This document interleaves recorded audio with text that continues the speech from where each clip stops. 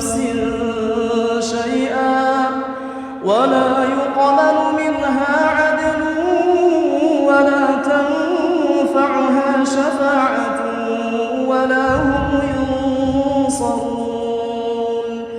وإذ ابتلى إبراهيم ربه بكلمات فأتمهن قال إني جاعلك للناس إماما قال ومن ذريتي قال لا ينال عهد الظالمين وإذ جعلنا البيت مثابة للناس وأمنا واتخذوا من مقام إبراهيم مصلى وعهدنا إلى إبراهيم وإسماعيل أن طهرا بيتي Sabar yang Allah perintahkan itu dijelaskan oleh para ulama dalam 3 bagian. Pertama adalah kesabaran di dalam menjalankan ketaatan dan amal saleh. Berat memang, karena alasan untuk tidak sabar itu banyak. Kezaliman, ketidakadilan dan sebagainya. Tapi Nabi katakan akan ada nanti orang-orang seperti itu. Kesabaran itu satu keharusan, karena dunia darul bala wal akhiratu darul jaza. Dunia ini adalah tempat ujian dan akhirat adalah tempat balasan. Wasta'inu bis-sabri was-salah.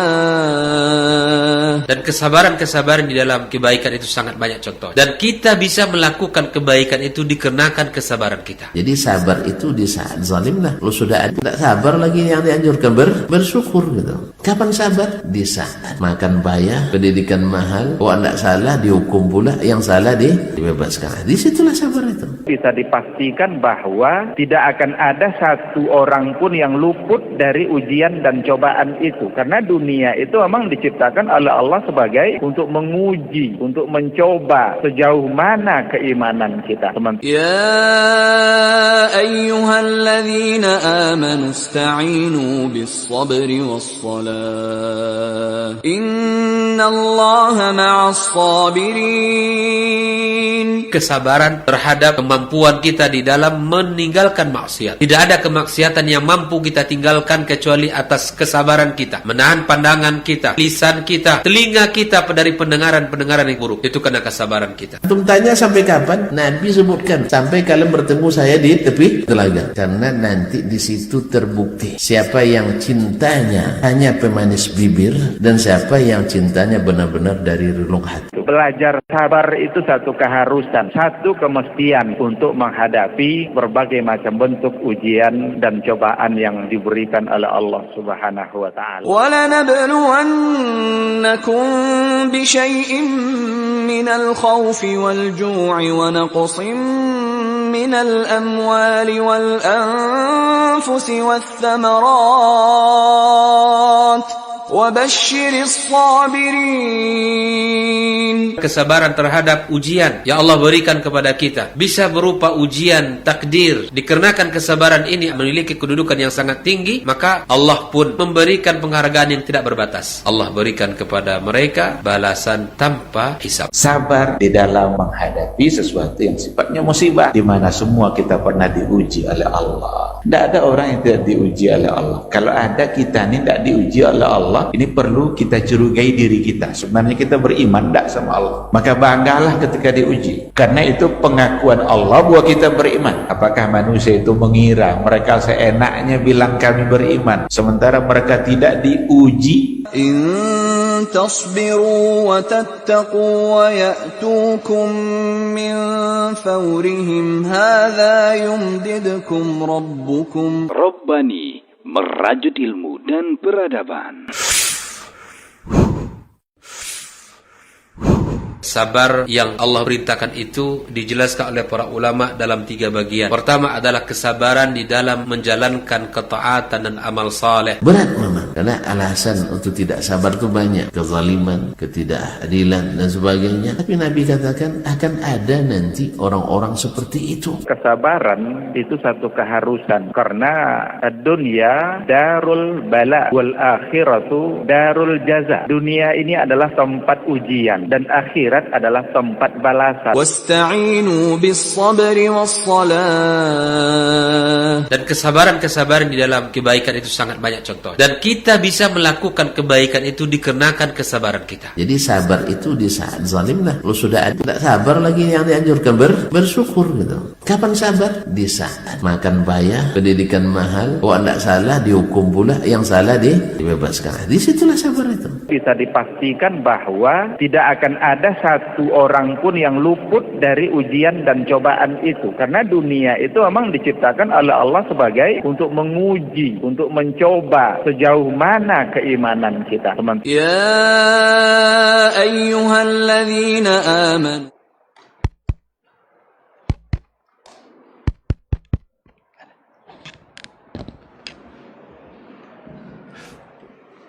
Bismillahirrahmanirrahim. Assalamualaikum warahmatullahi wabarakatuh. Alhamdulillahi rabbil alamin. Hamdan katsiran tayyiban mubarakan fih kama yuhibbu rabbuna wa yardah. Asyhadu an la ilaha illallah wahdahu la syarika lah wa asyhadu anna Muhammadan abduhu wa rasuluh. Allahumma salli wa sallim ala Muhammad wa ala alihi wa ashabihi wa man tabi'ahum bi ihsanin ila yaumiddin. Amma ba'd. Alhamdulillah, para ikhwas sekalian dan para akhwat sekalian, rahimani wa rahimakumullah. Alhamdulillah, bersyukur kita kepada Allah Subhanahu wa taala atas berbagai macam nikmat yang telah Allah limpahkan dan berikan kepada kita semua. Salawat serta salam tak lupa kita berikan selalu kepada Nabi kita Muhammad sallallahu alaihi wasallam. Para ikhwas sekalian dan para akhwat sekalian, rahimani wa rahimakumullah. Kami selaku daripada panitia tabligh akbar daripada al-ustaz kita, al-ustaz Sofyan Khalid bin Idam Rurai LCA, hafizallahu taala,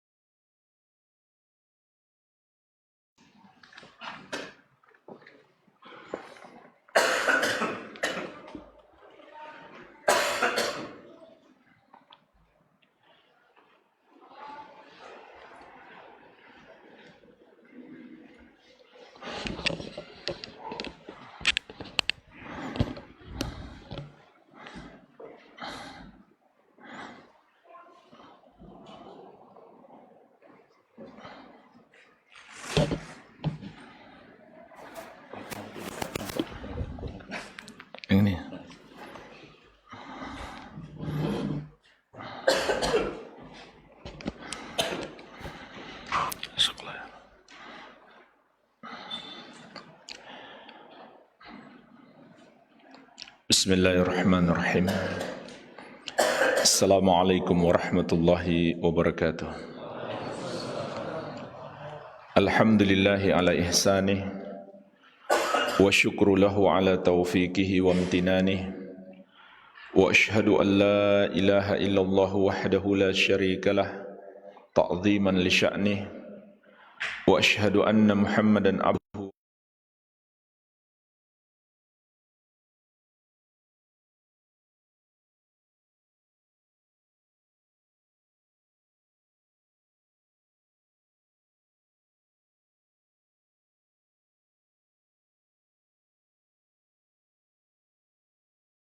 Semoga Allah Subhanahu wa ta'ala senantiasa mencurahkan rahmatnya kepada kita sekalian.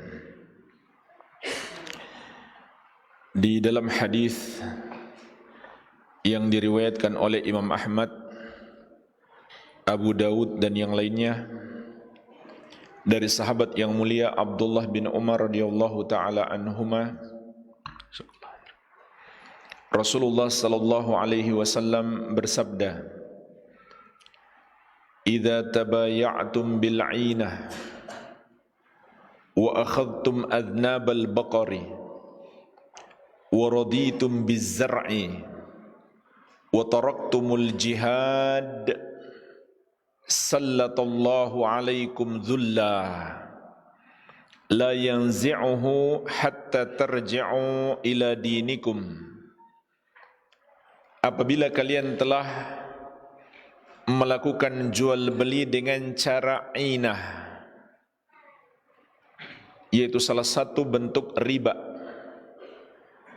dan kalian telah memegang ekor-ekor sapi dan ridho dengan pertanian, maksudnya cinta dunia dan melupakan kewajiban, dan kalian meninggalkan jihad,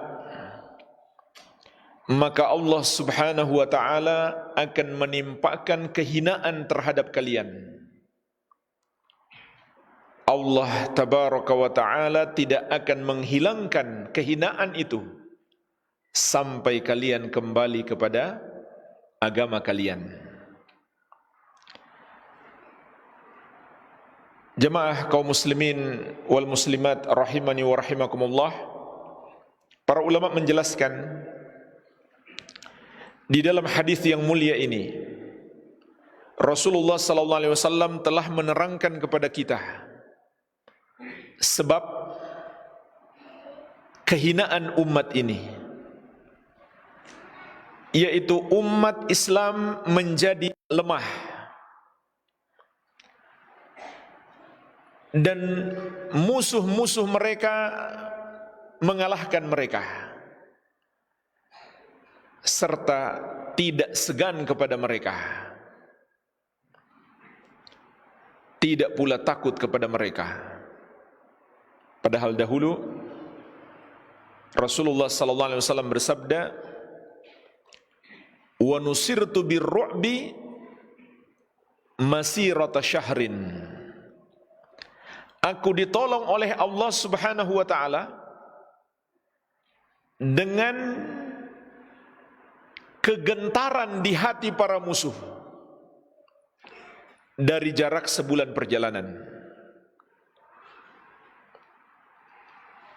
Saat umat Islam berwibawa, saat umat Islam kuat, namun apa yang kita saksikan hari ini, umat Islam dalam keadaan lemah, umat Islam dalam keadaan hina, dan sungguh sangat disayangkan kalau ada umat Islam yang tidak menyadarinya. Kalau kita sudah menyadari kelemahan dan kehinaan kita hari ini, maka hadis ini menerangkan kepada kita sebab-sebab kehinaan itu dan jalan untuk mengembalikan kejayaan umat.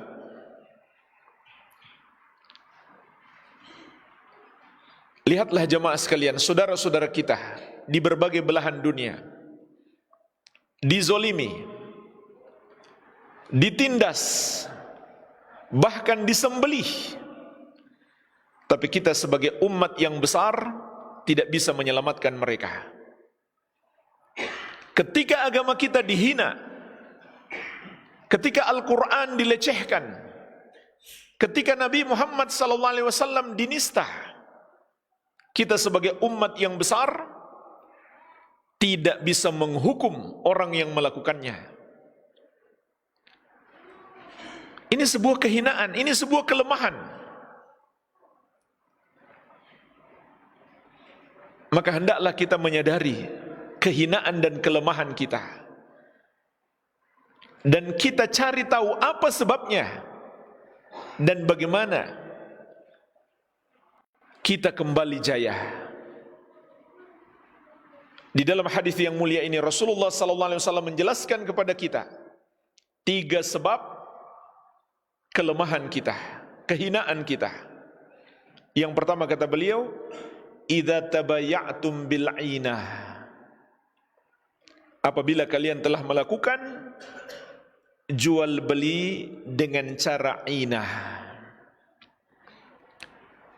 Cara inah itu jamaah sekalian, gambarannya adalah seseorang pergi ke dealer mobil misalkan, untuk membeli sebuah mobil dengan cara hutang seharga 100 juta, dicicil sampai 100 juta. Kemudian mobil itu langsung dia jual lagi kepada dealernya dengan harga 90 juta misalkan. Jadi hasilnya dia nggak punya mobil, dia dapat uang 90 juta, tapi dia harus bayar 100 juta. Itu yang disebut dengan cara inah. Ini termasuk tipu daya. Seakan-akan jual beli, tapi hakikatnya riba. Namun, kata Asy-Syekhul Albani rahimahullahu ta'ala, ayat ta'amaltum bil muamalat al-muharramah. Maksud hadis ini adalah kalian melakukan transaksi-transaksi yang haram. Wa minhal 'ainah. Dan jual beli al-'ainah ini hanya sebuah contoh. Ini mencakup semua jual beli yang diharamkan. Ini yang diinginkan oleh Rasulullah SAW untuk diingatkan. Kalian telah melakukan jual beli dan berbagai transaksi yang diharamkan oleh syariat. Ini yang pertama. Wa akhadtum adnabal baqari wa raditum biz-zar'i. Yang kedua,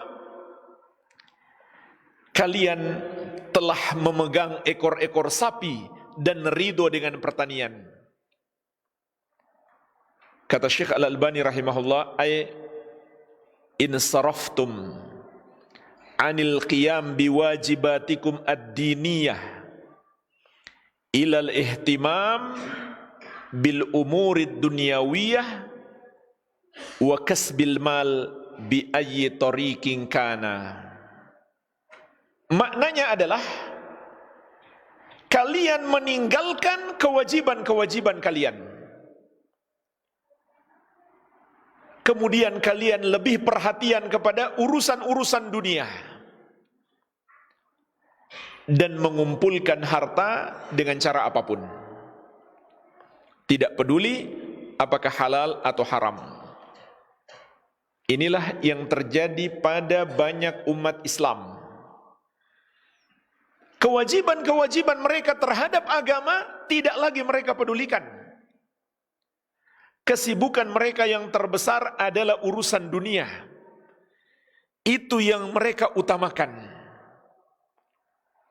Dan untuk mendapatkan harta yang melimpah, mereka sudah tidak peduli lagi Apakah dari sumber yang halal atau yang haram? Kemudian yang ketiga, meninggalkan jihad.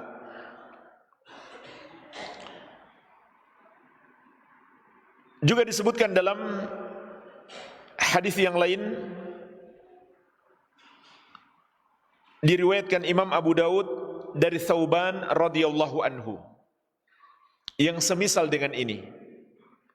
Kata Rasulullah sallallahu alaihi wasallam, yushikul umam an tada'a alaikum kama tada'al akalatu ila qas'atiha.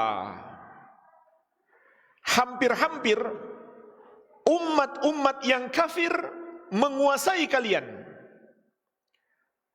seperti berkerumunannya, seperti berkumpulnya orang-orang yang memperebutkan makanan. Subhanallah, ini dikabarkan oleh Rasulullah sallallahu alaihi wasallam 14 abad yang lalu, dan kita bisa menyaksikan hari ini. Orang-orang kafir berkumpul masuk ke negeri-negeri kita seperti sedang memperebutkan makanan. Faqala qailun wa min qillatin nahnu yawma idzin. Seseorang pun bertanya, ya Rasulullah, apakah karena ketika itu kami jumlahnya sedikit, umat Islam minoritas? Qala, maka Nabi sallallahu alaihi wasallam menegaskan, bal antum yawma idzin katsir walakinnakum gutha ka gutha'is sail. Bahkan kalian ketika itu jumlahnya banyak, akan tetapi kalian seperti buih di lautan. Jumlahnya banyak tapi tidak bersatu sehingga lemah. Wala yanzi'anna Allahu min suduri aduwikum al-mahabata minkum. Dan Allah telah menghilangkan dari hati-hati musuh kalian rasa takut kepada kalian, rasa segan kepada kalian. Kalian tidak lagi berwibawa, kalian tidak lagi dihormati. Wala yaqdhifanna Allahu fi qulubikum alwahan. Dan Allah menimpakan kepada hati-hati kalian alwahan. Faqala qailun ya Rasulullah wa mal wahan. Maka bertanya seseorang, ya Rasulullah, apa itu al-wahan? Qala, maka Nabi sallallahu alaihi wasallam bersabda, hubbud dunya wa karahiyatul maut. Cinta dunia dan benci kematian. Artinya kesibukannya lebih banyak untuk urusan dunia, perhatiannya lebih besar untuk urusan dunia, dan dia tidak mempersiapkan diri menghadapi kematiannya. Oleh karenanya jemaah sekalian, Rasulullah sallallahu alaihi wasallam juga mengingatkan kita, mal faqra akhsha alaikum. Bukanlah kefakiran itu yang aku takutkan menimpa kalian. Walakinni akhsha an tubsatad dunya alaikum. Akan tetapi justru yang aku takutkan menimpa kalian, dunia dibentangkan kepada kalian. Tatkala dunia dibukakan, dimudahkan untuk kalian. Kama busitat ala man kana qablakum, sebagaimana telah dibentangkan untuk umat-umat sebelum kalian. Lalu apa yang terjadi? Fatanafasuha kama tanafasuha. Kalian pun berlomba-lomba mengejar dunia itu sebagaimana mereka pun berlomba-lomba mengejarnya. Fatuhlikakum kama ahlakathum. Maka dunia itu membinasakan kalian sebagaimana telah membinasakan mereka.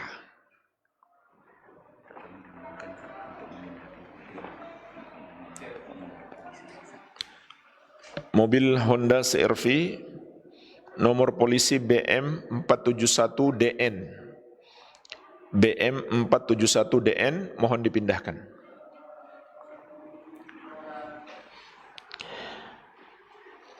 Kesimpulannya jemaah sekalian, penyebab umat Islam itu lemah, penyebab umat Islam itu hina, sehingga bisa dikalahkan dan tidak diketakuti oleh musuh-musuhnya adalah karena dosa-dosa kita sendiri. Adalah karena perbuatan dosa-dosa kita. Maka kehinaan dan kelemahan kita adalah bagian dari hukuman yang Allah timpakan kepada kita. Bukan karena musuh yang sedang kuat, bukan karena musuh yang lebih kuat daripada kita dari segi kekuatan fisik, bukan karena senjata mereka lebih hebat, bukan karena jumlah pasukan mereka lebih besar, bukan karena teknologi mereka lebih maju, bukan karena ekonomi mereka lebih berkembang, bukan pula karena kita lebih miskin daripada mereka, kita nggak punya teknologi yang mereka miliki, bukan pula karena sedikitnya jumlah kita, melainkan karena dosa-dosa kita. Dan jemaah sekalian, ini terbukti dalam catatan sepanjang sejarah umat Islam. Silahkan buka kembali sejarah umat Islam selama 14 abad ini, dari masa Rasulullah SAW sampai di hari kita sekarang ini. Tidak ada sejarahnya umat Islam itu kalah hanya karena lebih lemah secara fisik, atau karena musuh-musuh Islam lebih kuat secara fisik. Tidak ada. Yang ada malah kebalikannya. Umat Islam bisa mengalahkan orang-orang kafir dengan kekuatan fisik yang begitu hebat. Bacalah kembali bagaimana para sahabat Nabi sallallahu alaihi wasallam, orang-orang yang dahulu tidak pernah menjadi tentara sebuah negara besar. Orang-orang yang dulu cuma mengenal tawuran antar kampung. Tawuran antar kampung di masa jahiliyah. Tapi mereka bisa mengalahkan dua superpower di masa itu, Romawi dan Persia. Meskipun ini kita nggak akan temukan di film-film mereka. Di cerita-cerita mereka hari ini adalah keperkasaan Romawi dan Persia. Tapi di masa para sahabat, mereka bertekuk lutut di bawah kaki kaum muslimin. Saat berjumpa dengan para sahabat pertama sekali, orang-orang Romawi dan Persia menertawakan mereka. Inikah pasukan yang mau melawan kita? Seragam saja nggak punya. Persenjataan mereka sangat sedikit. Jumlah mereka pun sedikit. Namun dengan pertolongan Allah Azza wa Jalla,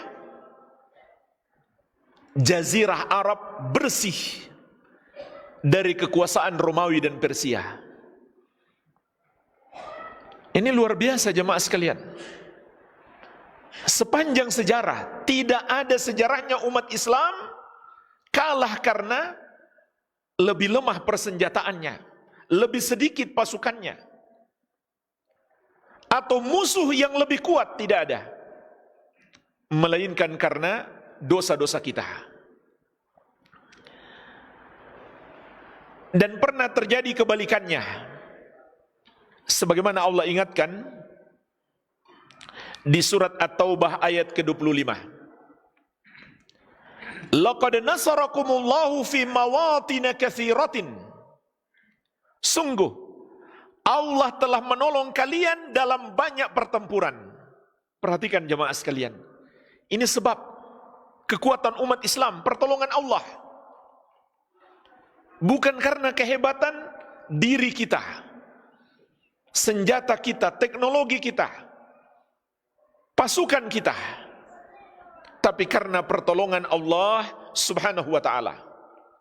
Bukan berarti kita tidak menyiapkan pasukan, kita tidak menyiapkan senjata sebagai negara-negara Islam. Bukan seperti itu. Tapi itu bukan sebab yang utama. Mempersiapkan senjata dan pasukan itu juga perintah Allah. Wa a'iddu lahum mastata'tum min quwwah. Dan siapkan yang kamu sanggupi untuk menghadapi musuh-musuh Allah. Siapkan kekuatan yang kamu sanggupi untuk menghadapi mereka. Tapi ingat, itu bukan sebab utamanya. Itu tidak berarti, itu tidak bermanfaat kalau Allah Subhanahu wa ta'ala tidak menolong kita.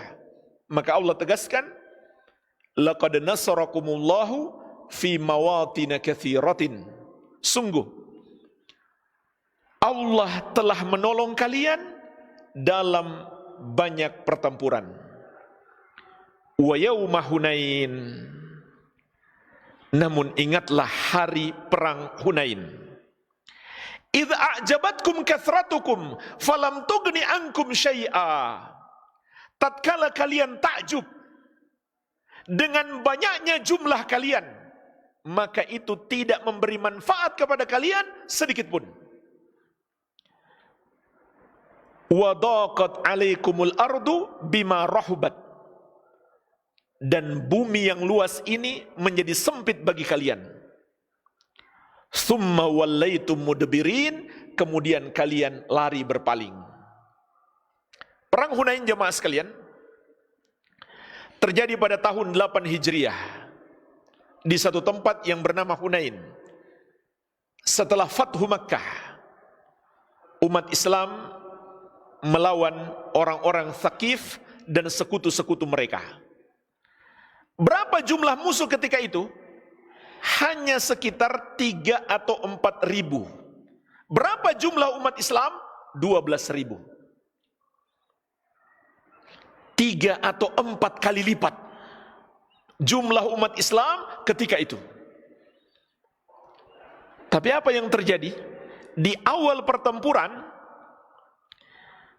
umat Islam kocar-kacir. Sampai kata Allah dalam ayat ini, bumi yang luas menjadi sempit atas kalian, dan kalian lari meninggalkan medan pertempuran. Dari 12.000 orang ini, sampai tidak tersisa yang bertahan, kecuali tidak lewat 100 orang bersama Rasulullah SAW dan sahabat-sahabat terbaik yang tidak lari meninggalkan medan pertempuran. Tapi kemudian sahabat-sahabat yang lari ini, mereka segera bertobat dan kembali lagi ke medan pertempuran. Mereka menyadari kesalahan mereka, dan pada akhirnya pertempuran dimenangkan kaum muslimin. Karena mereka bertobat, Allah pun memberikan pertolongan. Lalu apa dosa mereka jemaah sekalian? Allah sebutkan dalam ayat ini. Idz a'jabatkum kathratukum. Tatkala kalian takjub dengan banyaknya jumlah kalian. Itulah dosa mereka. Ujub. Merasa takjub, merasa bangga kepada jumlah mereka, kehebatan mereka. Dan ini termasuk syirik kecil. Ujub itu adalah seseorang mempersekutukan Allah dengan dirinya sendiri. Allah yang seharusnya dia agungkan, yang telah memberikan kelebihan kepadanya, tapi dia mengagungkan dirinya sendiri. Dia mirip dengan riya.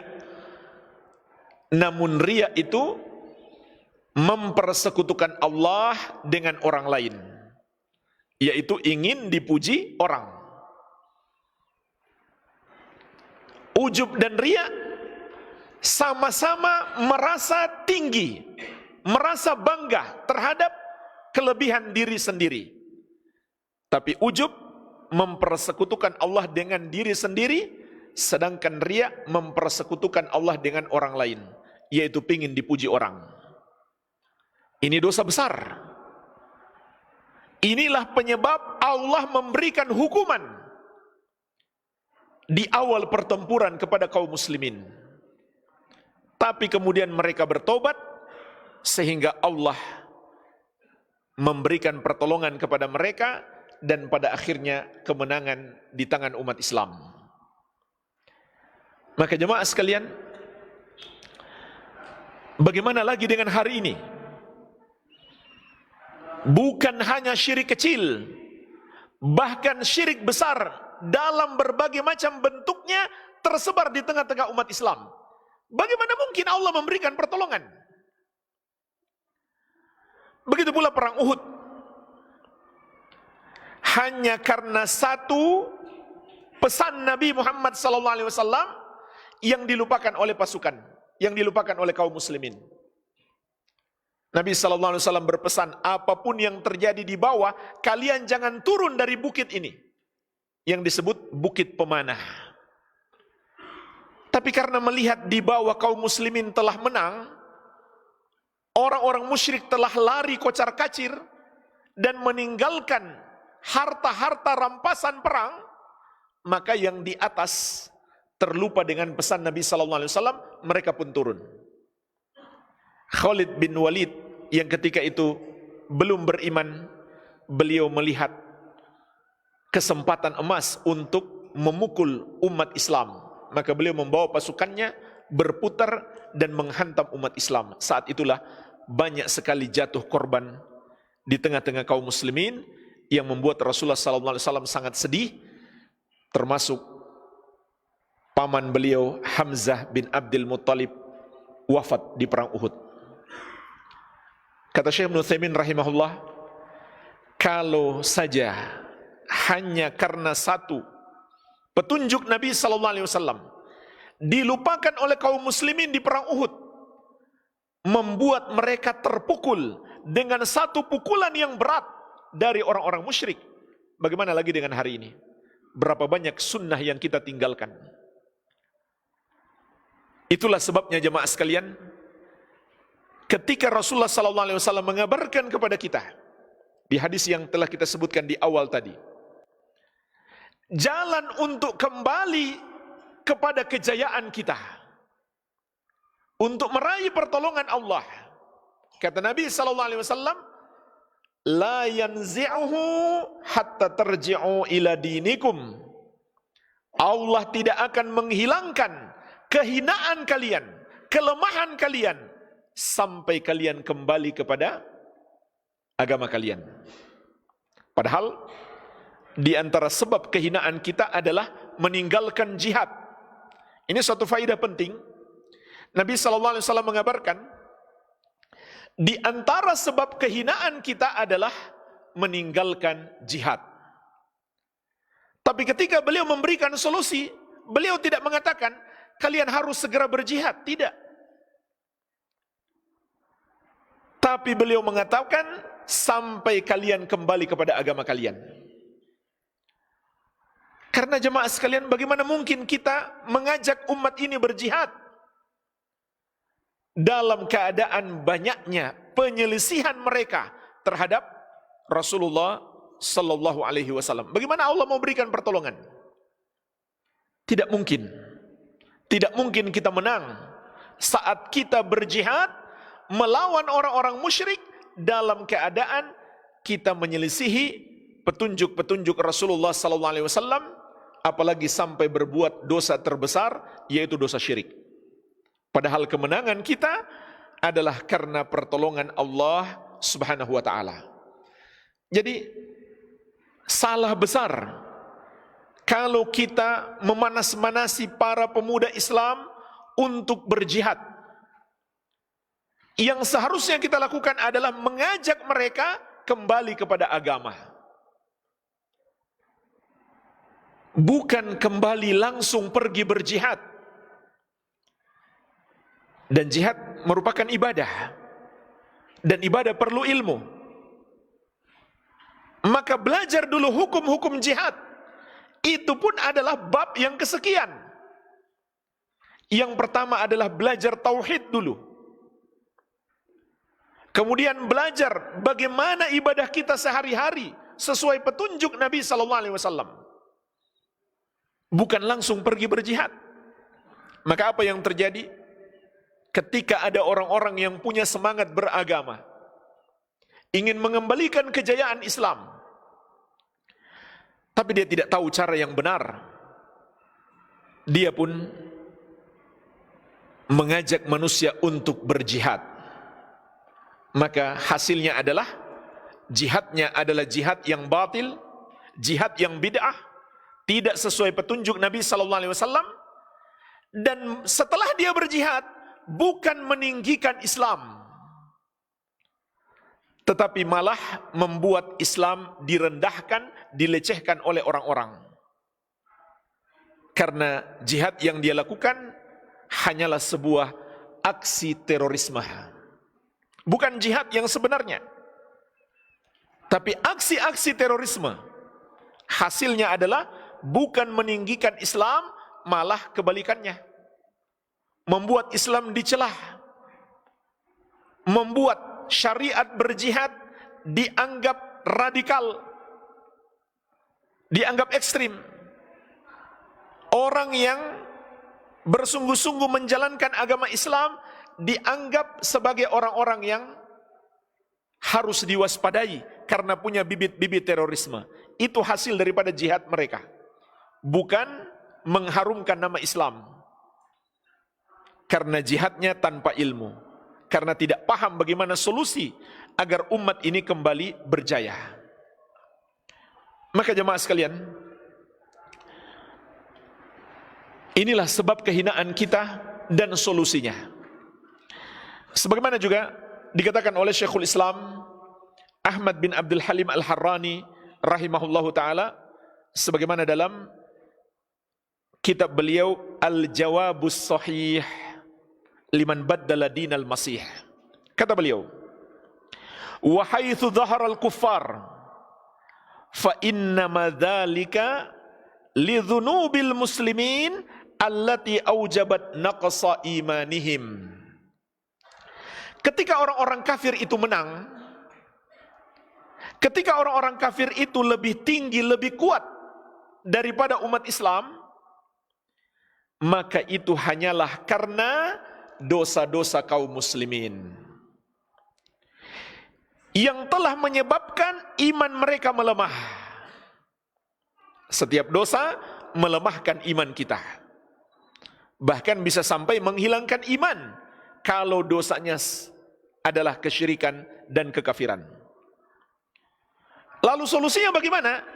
Tsumma idza tabu bitakmili imanihim nasarahumullah. Apabila umat Islam bertobat dengan kembali menyempurnakan iman mereka, maka Allah akan memberikan pertolongan kepada mereka. Kama qala ta'ala, sebagaimana firman Allah, wala tahinu wala tahzanu wa antumul a'launa in kuntum mu'minin. Dalam surat Ali Imran ayat 139. Janganlah kamu lemah dan jangan pula kamu bersedih, kata Allah, karena kamulah orang-orang yang lebih tinggi. Maksudnya karena mendapatkan pertolongan Allah. In kuntum mu'minin, apabila kamu orang-orang yang beriman. Ini janji Allah. Kita akan ditinggikan, dimuliakan apabila kita menyempurnakan keimanan kita. Dan juga Allah ingatkan di surat Ali Imran ayat 165. Awalamma asabatkum musibah qad asabtum mithlaiha qultum anna hadza qul huwa min indi anfusikum.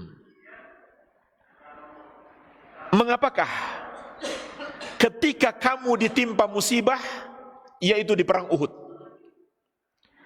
padahal kamu telah menimpakan kekalahan 2 kali lipat kepada musuh, yaitu di perang Badar.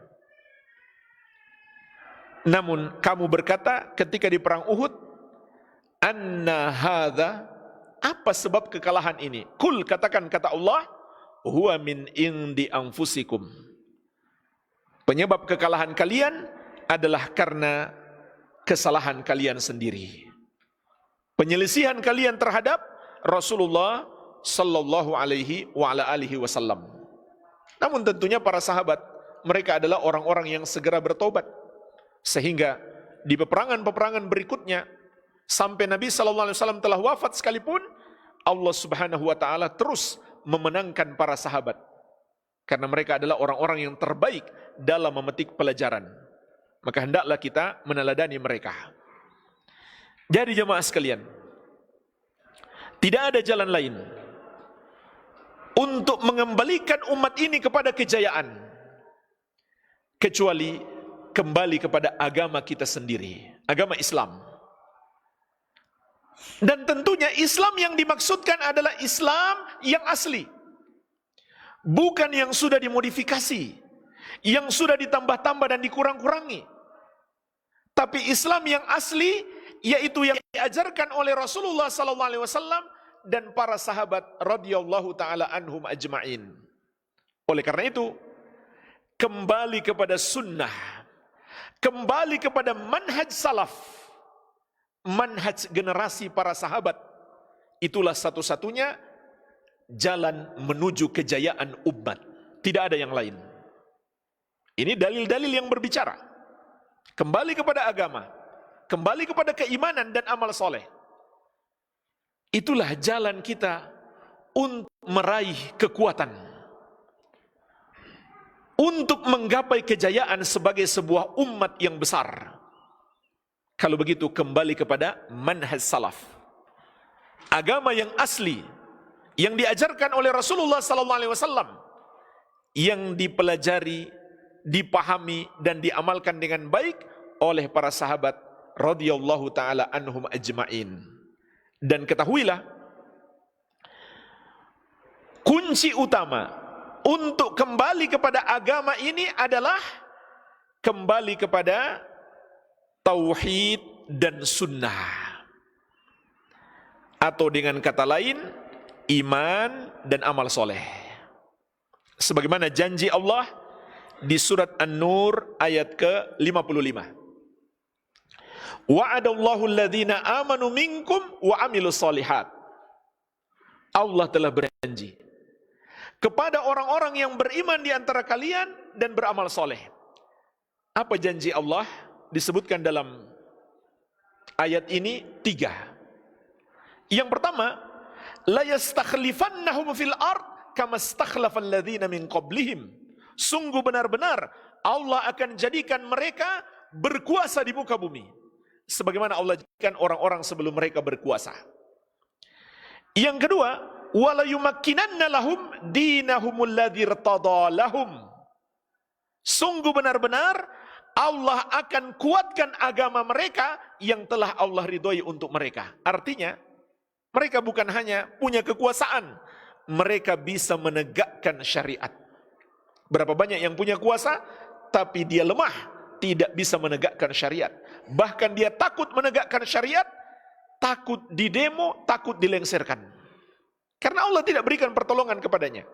Walaupun dia sudah punya kekuasaan, tapi kekuasaannya sangat lemah dan dia tidak berani menegakkan syariat karena Allah tidak memberikan pertolongan kepadanya. Kemudian yang ketiga, wala yubaddilannahum min ba'di khaufihim amna. Dan sungguh benar-benar Allah akan gantikan rasa takut mereka menjadi aman sentosa. Inilah jalan menuju kejayaan suatu negeri dengan iman dan amal soleh. Kemudian perhatikan lanjutan ayat jemaah sekalian. Ya'budunani la yusyrikuna bi syai'a. Mereka menyembah hanya kepadaku, tidak mempersekutukan aku sedikit pun. Oleh karena itu, puncak keimanan adalah tauhid. Keimanan yang paling mendasar adalah tauhid. Sedangkan amal soleh adalah amalan yang sesuai petunjuk Nabi Muhammad sallallahu alaihi wa ala alihi wasallam. Ini dia langkah praktisnya untuk kembali kepada agama, kembali kepada tauhid dan sunnah. Inilah dua pondasi agama yang terkandung di dalam asyhadu an la ilaha illallah wa asyhadu anna muhammadar rasulullah. Inilah sebab kemenangan kita sebagai umat, kejayaan kita sebagai bangsa yang besar. Kemudian di ayat yang lain Allah Subhanahu wa taala berfirman, ya ayyuhan nabiyyu hasbukallah wa manittaba'aka minal mu'minin. Wahai nabi, cukup bagimu Allah sebagai penolong dan penolong orang yang mengikutimu dari kalangan orang-orang yang beriman. Syekh Abdurrahman bin Nasir As-Sa'di rahimahullah dalam tafsir beliau mengatakan,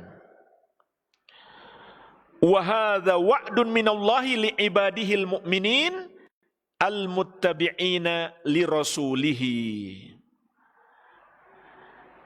Ayat ini adalah sebuah janji dari Allah Subhanahu wa taala untuk hamba-hambanya yang beriman dan meneladani Rasulnya sallallahu alaihi wasallam. Jadi yang Allah janjikan pertolongan adalah orang-orang yang beriman, yaitu yang mentauhidkan Allah dan menjauhi semua dosa-dosa yang membatalkan keimanan, apakah kesyirikan maupun kekufuran, serta dosa-dosa yang mengurangi keimanan, yaitu selain kesyirikan dan kekufuran. Dan mereka senantiasa meneladani Rasulullah sallallahu alaihi wa ala alihi wasallam. Apa janji Allah untuk mereka? Bil kifayati wan nusrati alal a'da, yaitu dengan memberikan kecukupan dan pertolongan atas mereka untuk menghadapi musuh-musuh mereka.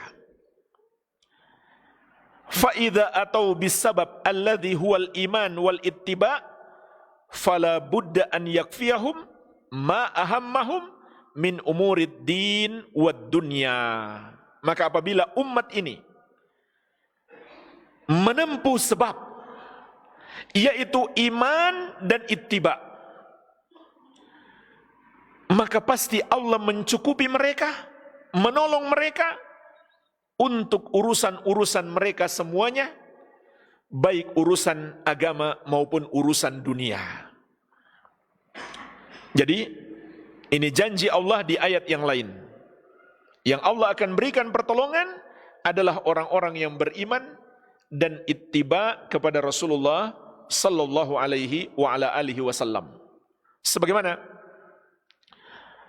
Rasulullah sallallahu alaihi wasallam juga mengingatkan kita dalam hadis yang diriwayatkan Imam Ahmad dari Ibnu Umar radhiyallahu taala anhuma, wa ju'ila dhullu was-sagharu ala man khalafa amri, dan akan dijadikan kehinaan dan kelemahan bagi siapa yang menyelisihi urusanku, yang menyelisihi petunjukku. Allah Subhanahu wa taala akan menghinakan mereka. Juga dalam hadis yang diriwayatkan An-Nasa'i dari Sa'ad bin Abi Waqqas radhiyallahu anhu, Rasulullah sallallahu alaihi wasallam bersabda, "Innama yansurullahu hadhil ummah bidha'ifiha bidakwatihim wa salatihim wa ikhlasihim." Hanyalah Allah memberikan pertolongan kepada umat ini dengan sebab orang-orang lemahnya. Dengan sebab apanya mereka? Bidakwatihim, doa mereka, wa salatihim, dan salat mereka, wa ikhlasihim, dan keikhlasan mereka, yakni amal-amal soleh yang mencontoh Rasulullah sallallahu alaihi wasallam yang dilakukan dengan ikhlas. Inilah sebab kita ditolong oleh Allah Subhanahu wa taala. Begitu pula Allah ingatkan di surat Ali Imran ayat 120. Bagaimana cara kita menghadapi musuh-musuh kita, baik saat kita kuat maupun saat kita lemah. Wa in tusibukum sayyi'atu yafrahu biha. Allah jelaskan terlebih dahulu, apabila kalian tertimpa keburukan, mereka pun bergembira. Siapa mereka yang dimaksud?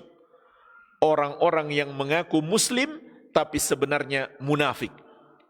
Kalau umat Islam ditimpa musibah, mereka bergembira. Kalau musuh-musuh Islam mendapatkan kenikmatan, mereka bersyukur, mereka senang. Maka Allah kemudian mengatakan, wa in tasbiru wa tattaqu la yadurrukum kaiduhum syai'a. Kalau kamu bersabar dan bertakwa, maka tipu daya mereka tidak akan membahayakan kamu sedikit pun. Jadi jemaah sekalian, kesimpulannya kembali kepada agama, kembali kepada tauhid dan sunnah. Inilah satu-satunya jalan kemenangan kita. Inilah satu-satunya cara untuk menggapai pertolongan Allah agar kita menjadi umat yang kuat. Oleh karena itu, tidak akan berhasil siapapun yang memperjuangkan agama ini melalui jalan yang lain. Tidak akan berhasil. Pertanyaannya jemaah sekalian, bagaimana caranya kita kembali kepada agama kita? Tidak lain caranya dimulai dengan menuntut ilmu dan mengamalkannya, kemudian mendakwahkannya dan bersabar di atasnya. Inilah jalannya yang ditempuh oleh Rasulullah SAW dan para sahabat. Barang siapa mengambil cara selain itu, dia tidak akan berhasil. Cara apapun itu, tapi dia mengabaikan cara yang utama, dia tidak akan berhasil. Dia ingin mengembangkan teknologi misalkan, supaya umat Islam menjadi umat yang kuat. Itu saja yang dia perhatikan, tanpa kembali kepada iman dan amal soleh, dia nggak akan berhasil. Bisa-bisa nanti teknologinya malah digunakan oleh orang-orang munafik. Dia ingin mengembangkan ekonomi kaum muslimin, supaya umat Islam berjaya. Lalu dia mengabaikan tauhid dan sunnah, dia nggak akan berhasil. Bisa-bisa kekayaan yang telah mereka dapatkan malah digunakan untuk melemahkan Islam dan umat Islam. Dia ingin berjuang di jalur politik sehingga bisa merebut kekuasaan, dan dia mengabaikan ilmu dan amal, maka dia tidak akan berhasil. Tidak mungkin dia berhasil. Karena bukan itu jalannya yang Allah perintahkan kepada kita. Kalaupun dia berhasil berkuasa jemaah sekalian, dia tidak akan bisa menegakkan syariat. Karena Allah tidak berikan pertolongan kepadanya. Dan berapa banyak orang yang koar-koar untuk merebut dukungan umat Islam. Dia akan memperjuangkan umat Islam, memperjuangkan aspirasi umat Islam, menegakkan syariat. Tapi setelah dia berkuasa, dia lupa dengan janji-janjinya. Bahkan dia takut mengamalkan syariat karena takut kekuasaannya digoyang, takut dia dilengserkan. Bahkan untuk mendapatkan dukungan orang-orang kafir, dia pun tiba-tiba menjadi liberal. Ini fakta. Pemimpin sebuah gerakan Islam berhasil menjadi presiden di satu negara, dan konon katanya hafal Quran beliau. Tapi ketika dia menjabat, sudah menjadi presiden, demi mendapatkan dukungan dari orang-orang kafir, dia mengatakan semua agama sama. Agama Nasrani tidaklah salah, mereka saudara kita. Yang dulu dia tidak pernah mengatakan seperti itu. Dan apa yang terjadi? Tidak lama dia pun betul-betul lengser, jatuh di penjara, kemudian wafat di penjara. Semoga Allah memaafkannya. Jadi jemaah sekalian, nggak akan berhasil. Tidak ada jalan lain kecuali kembali kepada agama kita, kembali kepada tauhid dan sunnah. Bagaimana caranya? Kembali ke majelis ilmu, kembali kepada bimbingan-bimbingan para ulama, kembali menuntut ilmu, mendalami ilmu agama, kemudian berusaha mengamalkannya dan menyebarkannya di tengah-tengah umat. Hanya ini jalannya, tidak ada yang lain. Oleh karena itu, subhanallah, sesungguhnya inilah yang setiap hari kita minta kepada Allah Subhanahu wa taala. Ihdinas siratal mustaqim, siratal ladzina an'amta 'alaihim. Ya Allah, berikanlah kami hidayah ke jalan yang lurus. Apa jalan lurus itu? Jalannya orang-orang yang Engkau berikan nikmat atas mereka. Pertanyaannya jemaah sekalian, siapa orang-orang yang Allah berikan nikmat itu? Dan nikmat apa yang Allah berikan untuk mereka? Maka di ayat yang lain di surat An-Nisa ayat ke-69, Allah menjelaskan kepada kita siapa orang-orang yang Allah berikan nikmat itu. Minan nabiyyin wa may yuti'illaha war rasula fa ulaika ma'al ladzina an'ama Allahu 'alaihim minan nabiyyina was-siddiqina wasyuhada'i was-salihina wa hasuna ulaika rafiqa. Barang siapa yang menaati Allah dan Rasul, maka dia akan bersama orang-orang yang Allah berikan kenikmatan atas mereka, yaitu para nabi, seluruh para nabi dan rasul alaihi wassalatu wassalam. Yang kedua, para siddiqin, orang-orang yang selalu membenarkan ajaran para nabi tersebut, dan pemimpin mereka adalah As-Siddiq Abu Bakar. Yang ketiga, asyuhada, orang-orang yang mati syahid. Dan pemimpin para syuhada adalah Hamzah bin Abdul Muttalib. Sedangkan orang yang mati syahid yang terbaik adalah Umar, kemudian Utsman.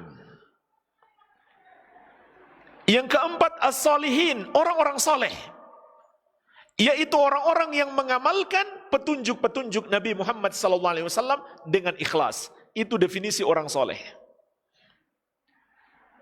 Kalau kita perhatikan jemaah sekalian, dari 4 golongan orang-orang yang Allah berikan kenikmatan, maka nikmat terbesar adalah kepada para nabi dan rasul, kemudian kepada para sahabat Nabi Muhammad SAW. Karena merekalah sebaik-baiknya siddiqin, syuhada dan salihin. Kalau begitu, jelaslah orang-orang yang Allah berikan nikmat, yang setiap hari kita berdoa kepada Allah agar kita diberikan petunjuk ke jalan mereka, bahwa mereka adalah para nabi dan rasul, terutama nabi kita Nabi Muhammad SAW, dan para sahabat beliau radhiyallahu taala anhum ajma'in. Lalu nikmat apa yang Allah berikan kepada mereka? Allah Subhanahu wa taala mengabarkan dalam surat At-Taubah ayat ke-33. Huwallazi arsala rasulahu bil huda wa dinil haqqi liyudhhirahu 'alad dini kulli walau karihal musyrikun. Dialah Allah yang mengutus rasulnya dengan membawa al-huda, petunjuk, dan dinil haq, agama yang benar, untuk dia menangkan di atas seluruh agama, di atas seluruh golongan selain kaum muslimin, walaupun orang-orang musyrik itu tidak menyukai. Perhatikanlah ayat yang mulia ini. Allah mengabarkan kepada kita 2 kenikmatan yang Allah berikan kepada Rasulullah SAW, yang kalau kita berpegang teguh dengannya, kita akan dimenangkan oleh Allah dan akan ditinggikan melebihi seluruh agama dan seluruh golongan. Yang pertama, al-huda, petunjuk. Yang kedua, dinil haq, agama yang benar. Maka yang dimaksud dengan al-huda, sebagaimana dijelaskan banyak ulama ahli tafsir, adalah al-ilmun nafi, ilmu yang bermanfaat. Sedangkan yang dimaksud dengan dinil haq, agama yang benar, adalah al-amal soleh. Amal soleh, amalan yang sesuai petunjuk Nabi Muhammad sallallahu alaihi wa ala alihi wasallam. Jadi, dengan apa umat Islam ini dimenangkan? Dengan ilmu dan amal. Itulah yang setiap hari kita minta kepada Allah dalam doa kita, ihdinas siratal mustaqim siratal ladzina an'amta alaihim. Inilah jalan untuk kembali kepada kejayaan kita. Itulah sebabnya jemaah sekalian, Allah Subhanahu wa taala juga berfirman dalam surat Al-Isra ayat 81. Wa qul ja'al haqq wa zahaqal batil innal batila kana zahuqa. Dan katakanlah, telah datang kebenaran dan telah lenyap kebatilan. Sungguh kebatilan itu akan selalu lenyap. Syekh Abdurrahman bin Nasir As-Sa'di rahimahullah dalam tafsir beliau menjelaskan, ay hadza wasful batil. Maksud ayat ini adalah pensifatan tentang kebatilan, yaitu kebatilan akan selalu lenyap. Walakinnahu qad yakunu lahu saulah wa raujan. Akan tetapi bisa saja di satu masa, di satu tempat, kebatilan itu punya kekuatan dan tersebar, sementara kebenaran itu lemah. Kenapa kebatilan itu punya kekuatan dan tersebar? Idza lam yuqabilhu al-haq, ketika tidak ada kebenaran yang menghadangnya. Fa inna maji'il haq yatmahilul batil. Maka apabila datang kebenaran, niscaya kebatilan itu akan lenyap. Fala yabqa lahu haraq, sehingga tidak tersisa gerakannya. Walihada la yarujul batil illa fil azman wal amkinatil khaliyah minal ilmi bi ayatillahi wa bayyinatihi. Oleh karena itu kata Syekh, tidaklah kebatilan itu tersebar, tidaklah ahlul batil itu menguat, kecuali di zaman dan tempat saat ilmu itu kosong, ilmu itu tidak ada, yaitu ilmu tentang ayat-ayat Allah dan penjelasan-penjelasannya. Ketika di mana ilmu itu melemah, disitulah kebatilan itu menguat. Maka dari itu jemaah sekalian, cara untuk kembali menguatkan al-haq dan pengikut al-haq, menguatkan agama Islam adalah kembali kepada ilmu. Hanya masalahnya, mungkin banyak orang yang tidak yakin, dia ingin cepat, maka dia pun melakukan hal-hal yang justru bertentangan dengan syariat. Syekh Ibnu Utsaimin rahimahullah juga pernah mengingatkan, sebetulnya bukan soal kita melihat kejayaan di masa hidup kita, tapi yang menjadi soal adalah kita telah kembali tidak kepada agama kita. Oleh karena itu, kita hari ini kembali kepada agama kita dengan menuntut ilmu, mengamalkan dan menyebarkannya. Mungkin yang akan melihat kejayaan itu adalah anak cucu kita. Jadi yang lebih penting bagi kita adalah kembali kepada agama, kembali kepada ilmu. Soal kapan kita berjaya, kapan kita betul-betul menjadi umat yang kuat dan besar, serahkan kepada Allah. Yang penting kita kembali kepada agamanya dan kita selamat di akhirat. Tidak harus kita melihat kemenangan kita, kejayaan kita di masa hidup kita. Tapi kalau sekarang kita tidak kembali, mungkin anak cucu kita akan menghadapi sesuatu yang lebih berat. Kemungkaran-kemungkaran yang lebih berat. Tersebarnya syahwat dan syubhat yang lebih dahsyat. Jadi itu yang paling penting bagi kita. Dan sebagaimana telah kita ketahui bersama, menuntut ilmu itu sendiri sudah merupakan ibadah yang sangat agung. Sudah merupakan ibadah yang sangat agung. Kita sudah dapat pahala besar, dan dengan itu insya Allah kita dianugerahkan kebaikan dan dimudahkan masuk surga. Sebagaimana sabda Nabi SAW, "May yuridillahu bihi khairan yufaqihu fid din." Barang siapa yang Allah kehendaki kebaikan baginya, maka Allah akan pahamkan dia dengan agama. Juga sabda Nabi SAW, "Man salaka tariqan yaltamisu fihi ilman, sahalallahu lahu bihi tariqan ilal jannah." Barang siapa menempuh suatu jalan untuk mempelajari ilmu agama, maka Allah akan memudahkan baginya jalan masuk surga. Oleh karena itu jemaah sekalian, para penuntut ilmu, mereka itulah pejuang-pejuang Islam yang sebenarnya. Para ulama, orang-orang yang menyebarkan ilmu, para da'i yang mengajak kepada tauhid dan sunnah, mereka itulah para pejuang Islam yang sejati. Semoga Allah Azza wa Jalla senantiasa menganugerahkan kepada kita ilmu yang bermanfaat dan amal soleh, dan mewafatkan kita di atasnya. Mungkin ini saja yang bisa kita bahas. Barangkali ada sedikit tanya jawab, saya persilakan.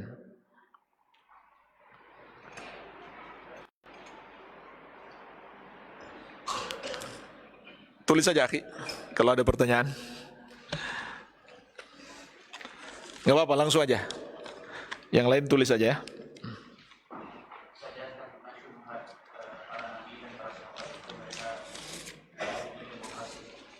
Para nabi dan para sahabat, mereka melakukan demokrasi. Para nabi dan para sahabat, para sahabat. Nah, para sahabat katanya berdemokrasi. Ya, sekarang kita kembali saja.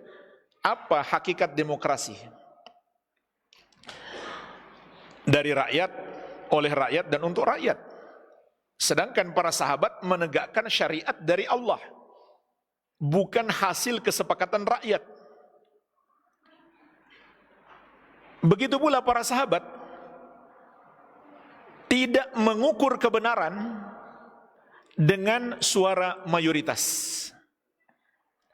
Tidak pula memilih pemimpin berdasarkan suara mayoritas. Tapi yang mereka pilih adalah yang terbaik dalam ilmu dan amal. Abu Bakar menunjuk pengganti beliau adalah Umar. Dan umat Islam sepakat, orang yang paling berilmu setelah Nabi SAW adalah Abu Bakar. Berikutnya adalah Umar. Bukan hanya paling berilmu, terbaik dari segala sisi. Manusia terbaik setelah Abu Bakar adalah Umar.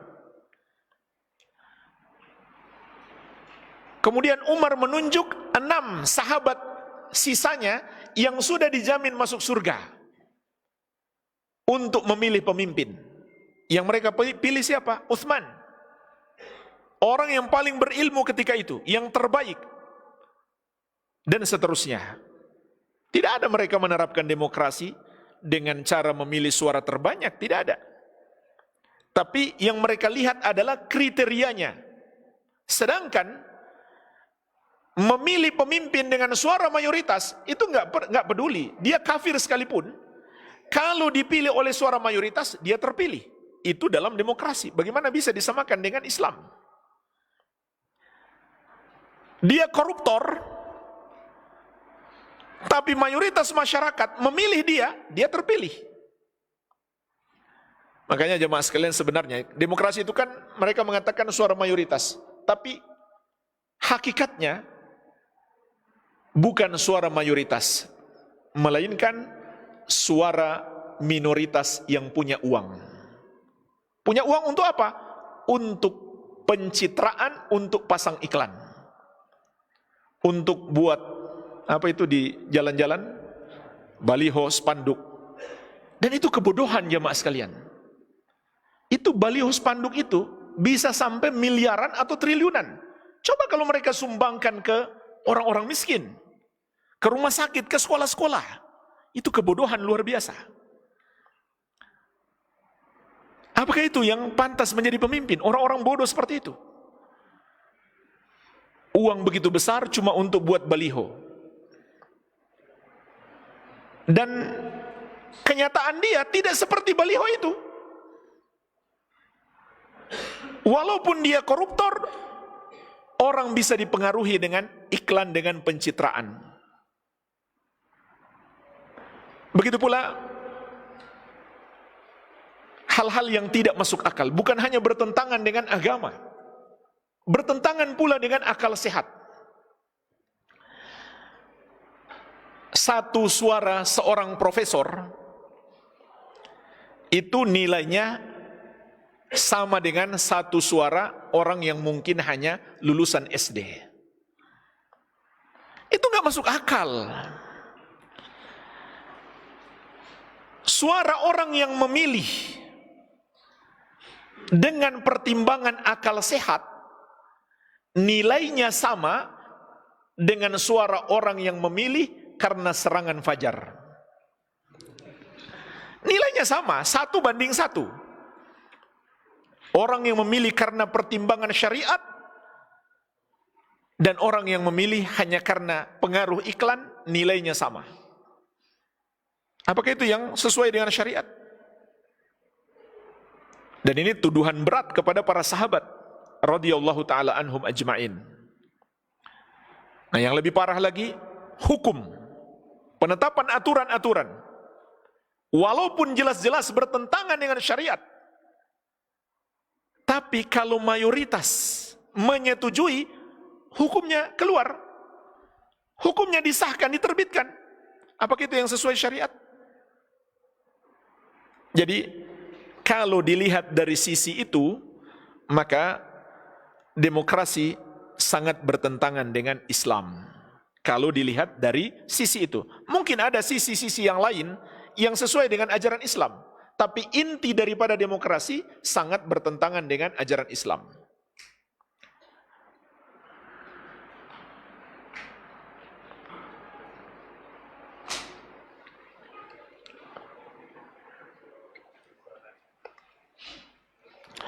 Apakah ucapan semua agama benar adalah ucapan kekufuran yang bisa menyebabkan seorang itu murtad? Iya. Itu adalah kekufuran, penyebab kemurtadan. Karena berarti dia mendustakan ayat yang begitu banyak, hadis-hadis dan ijma' ulama. Bahkan ulama sepakat, kalau seseorang mendustakan satu huruf Al-Quran, maka dia murtad. Bagaimana lagi kalau dia mendustakan satu ayat? Bagaimana lagi kalau banyak ayat? Bahkan banyak hadis dan ijma' kesepakatan ulama.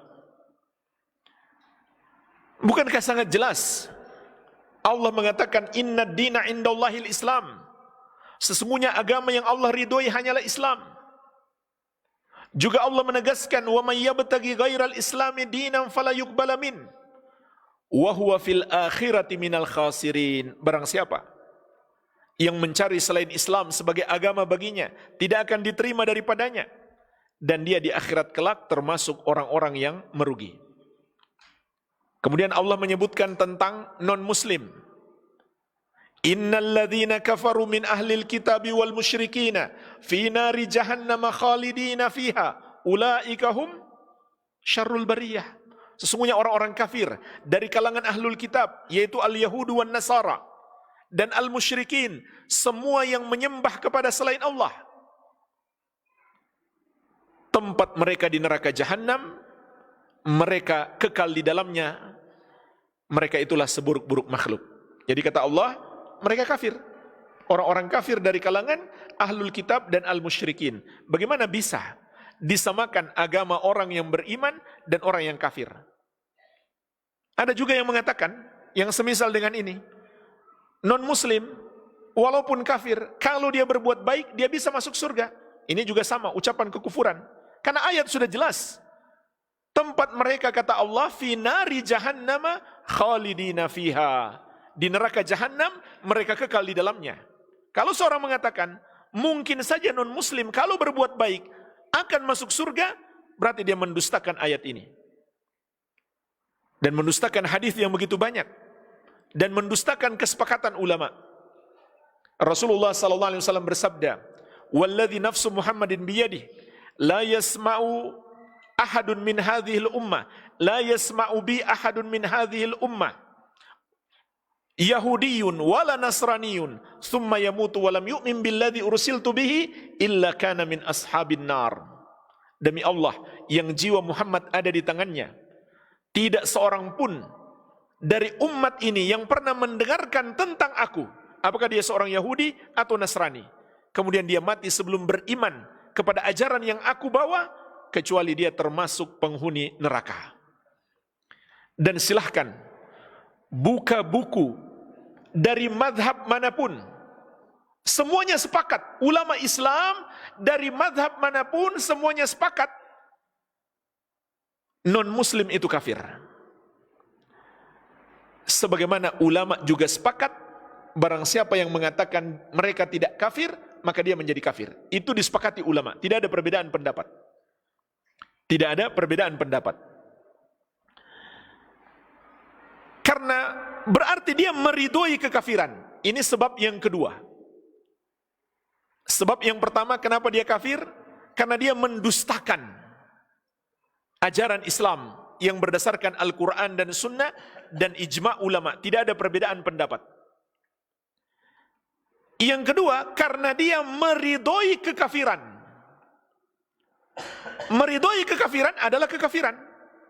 Itulah sebabnya jemaah sekalian, kita nggak boleh duduk-duduk bersama orang-orang yang melakukan kekafiran atau mendatangi tempat ibadah mereka saat mereka melakukan kekafiran itu atau terdapat padanya syiar-syiar kekufuran. Sebagaimana kata Allah, wa qad nazzala 'alaikum fil kitabi an idza sami'tum ayati llahi yukfaru biha wa yustahza'u biha fala taq'udu ma'ahum hatta yakhudu fi haditsin ghairi innakum idzam mithluhum. Sungguh telah diturunkan kepada kalian di dalam Alkitab, di dalam Al-Quran, apabila ayat-ayat Allah diingkari dan diperolok-olok, maka janganlah kamu duduk-duduk bersama orang-orang yang melakukannya sampai mereka memasuki pembicaraan yang lain. Kalau kamu bersama mereka, kamu kalau begitu sama dengan mereka. Karena dia berarti meridhoi kekafiran itu. Sampai-sampai kata Imam Nawawi rahimahullah, sebagaimana dalam Raudatul Talibin, orang yang berniat murtad, maka dia sudah murtad. Jadi nggak usah dia menyatakan diri, saya sudah pindah agama. Dia baru niat saja, dia sudah murtad. Kenapa jemaah sekalian? Karena kalau dia niat ingin murtad, berarti dia meridhoi kemurtadan. Berarti dia meridhoi agama yang dia tuju itu. Maka itu adalah kekafiran. Kemudian sebab yang ketiga, kenapa orang yang mengatakan semua agama sama itu kafir, murtad? Karena berarti dia mendustakan la ilaha illallah. Dia tidak lagi mengamalkan syahadat la ilaha illallah. Karena syahadat la ilaha illallah mengharuskan kita mengingkari semua peribadahan kepada selain Allah. Kalau dia tidak menyalahkan agama selain Islam, berarti dia tidak mengingkari peribadahan kepada selain Allah.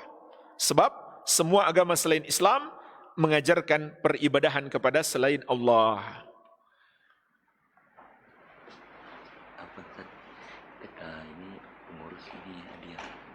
InsyaAllah.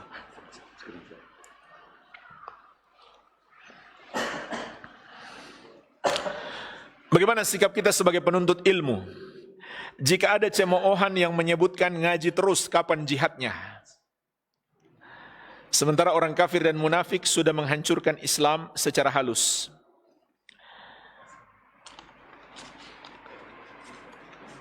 Jawab seperti yang Allah perintahkan. Wa a'iddu lahum mastata'tum min quwwah. Dan siapkan kekuatan yang kamu sanggupi untuk menghadapi mereka. Ketahuilah jemaah sekalian, makna kekuatan di sini nomor satu adalah kekuatan iman, barulah kekuatan fisik. Jadi menuntut ilmu itu bagian dari persiapan kekuatan iman. Ini jawaban yang pertama. Yang kedua, jihad itu perlu ilmu. Kalau tidak berdasarkan ilmu, maka itu akan menjadi jihad yang bid'ah. Dan hasilnya bukan bermanfaat bagi Islam dan kaum muslimin, malah hanya akan memudaratkan.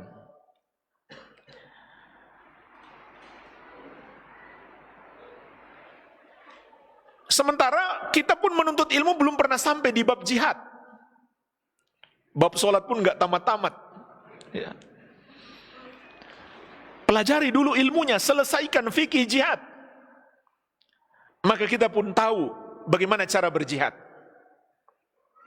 Ya, sedikit jemaah sekalian, penjelasan tentang syarat jihad yang mereka selisihi dalam jihad mereka. Yang pertama, syarat jihad harus dipimpin oleh kepala negara. Harus dengan izin pemerintah.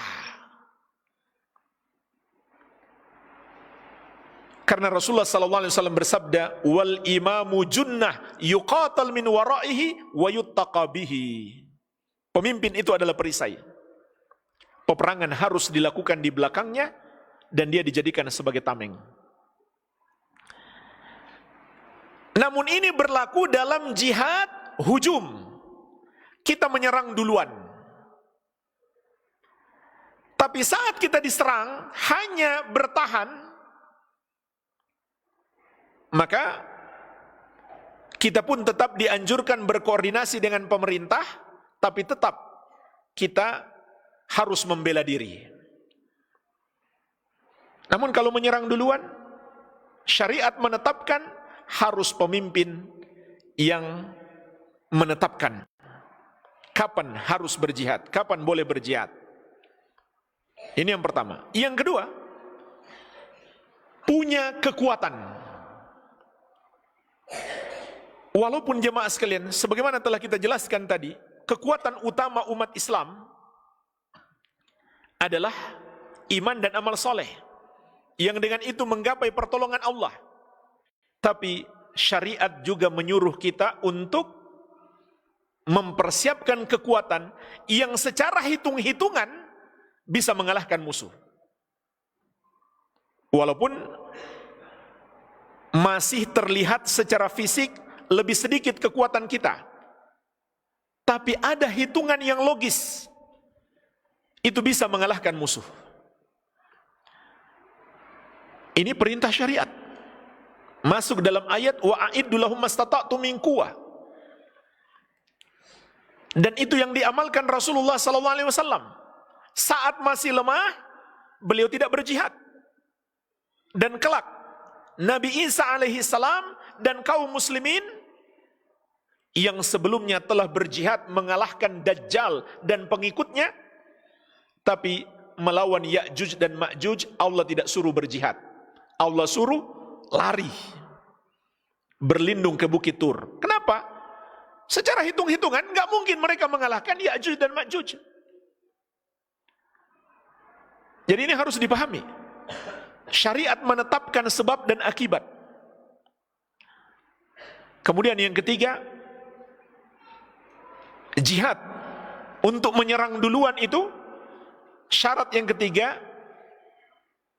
harus punya wilayah satu negara, negara dan wilayahnya. Itu petunjuk syariat. Makanya Rasulullah SAW selama di kota Makkah tidak berjihad. Ini kalau di sini dikatakan orang kafir dan munafik sudah menghancurkan Islam secara halus. Tapi Nabi SAW di Makkah bukan secara halus lagi, secara kasar.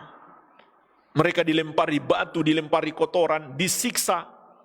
Bahkan mereka bersepakat untuk membunuh Nabi SAW. Tapi Allah tidak menyuruh Nabi dan para sahabat berjihad. Apa yang mereka lakukan? Ngaji terus. Itu yang mereka lakukan. Karena dengan itulah umat Islam menjadi kuat. Nanti setelah beliau ke Madinah, punya negara, punya wilayah kekuasaan, barulah syariat berjihad disyariatkan. Diperintahkan kepada mereka. Nah, jemaah sekalian, kalau mereka mengatakan ngaji terus kapan berjihad, kita juga bisa tanya balik. Kamu nggak ngaji nggak juga berjihad? Ya, itu lebih parah. Sama dengan orang mengatakan mereka sudah ke bulan, kita cuma di majelis ilmu terus. Yang ngomong itu lebih parah. Dia nggak pernah ke bulan, nggak ke majelis ilmu juga. Subhanallah.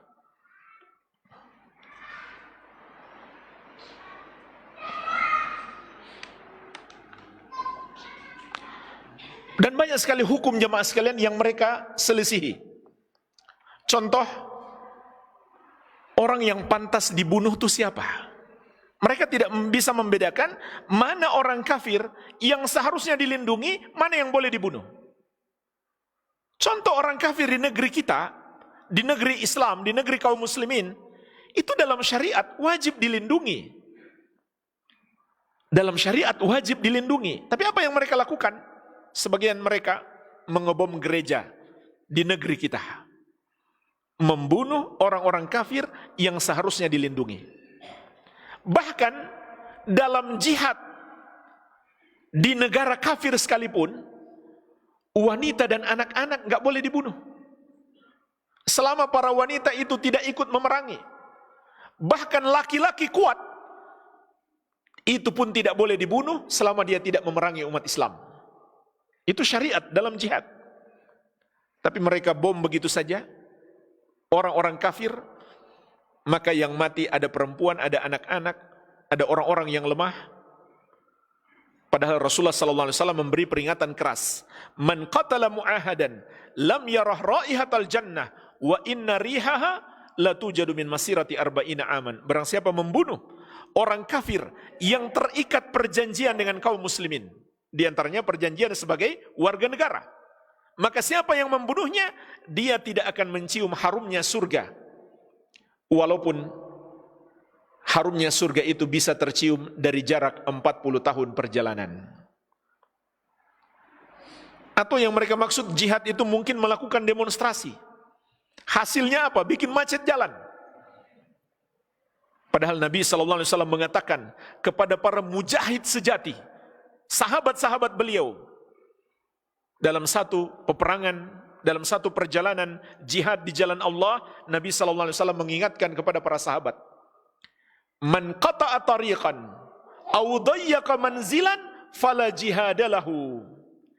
Barang siapa memutus jalan, yaitu membuat orang sulit lewat, atau menyempitkan perumahan, mengganggu aktivitas masyarakat, maka tidak ada jihad baginya.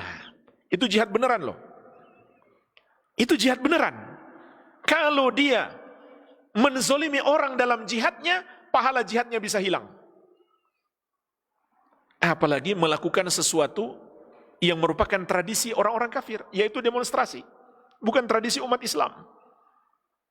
Yang jelas-jelas bertentangan dengan sabda Nabi SAW, man arada an yansaha lidhi sultan fala yubdihi alaniyatan.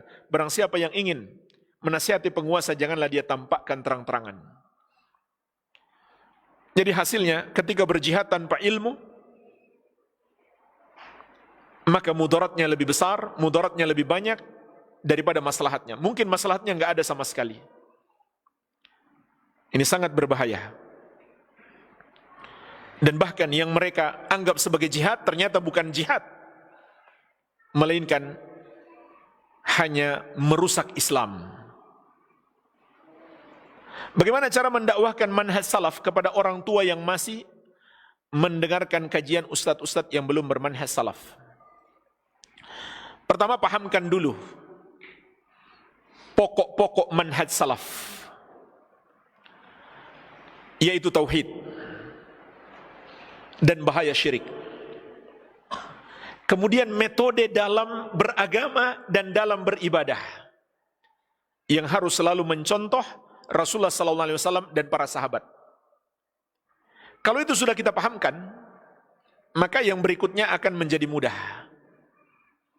Bahkan mungkin orang tua kita sendiri akan bertanya, lalu menurut sunnah, bagaimana menuntut ilmu?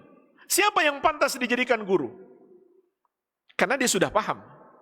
Segala sesuatu dalam beragama, termasuk dalam menuntut ilmu, harus mengikuti manhajus salaf.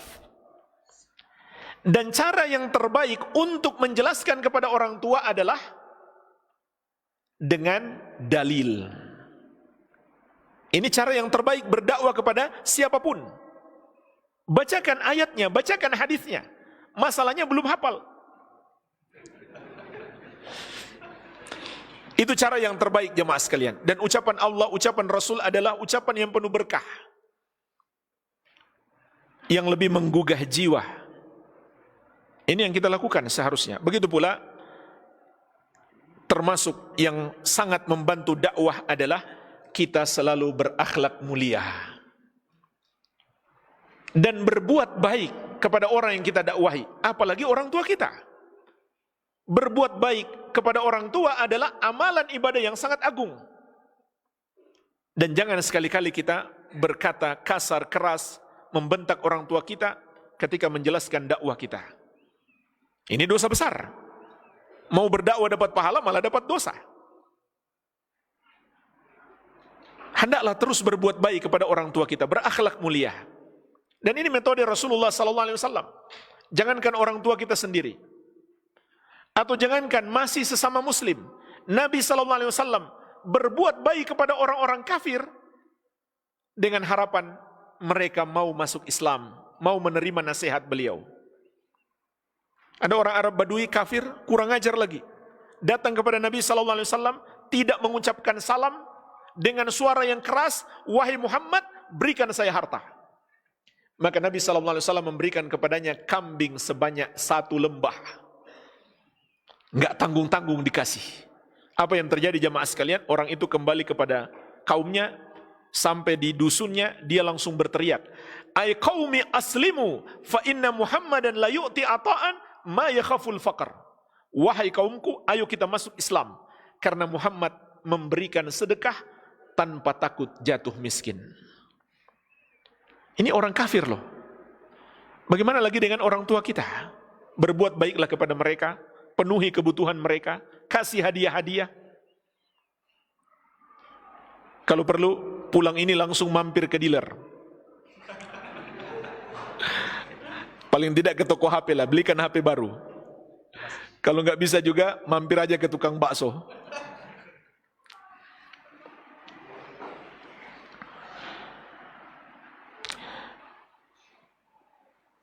Saya baru mengenal manhaj salaf. Bagaimana caranya kita mengetahui manhaj salaf sesuai dengan petunjuk Rasulullah SAW dan termasuk golongan yang benar? Pertama, berdoa. Mintalah hidayah kepada Allah Subhanahu wa taala dengan sungguh-sungguh. Yang kedua, pelajari dari seorang guru yang kita sudah kenal dia mengajarkan manhajus salaf. Ini metode dalam menuntut ilmu.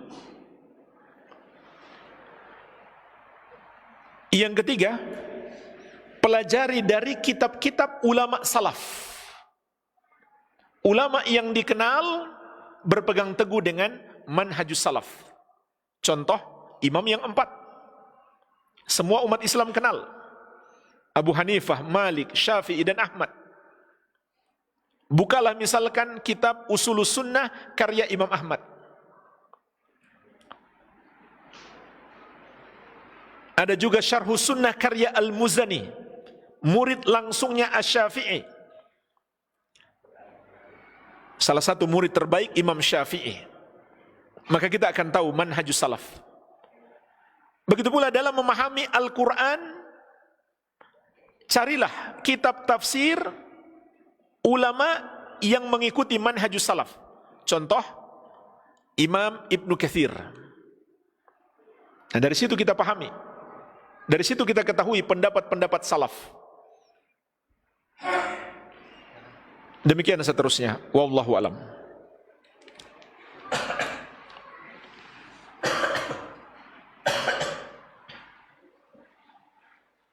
Ini ada pertanyaan yang mirip ya. Bagaimana mendakwahi keluarga? Sudah kita jawab tadi.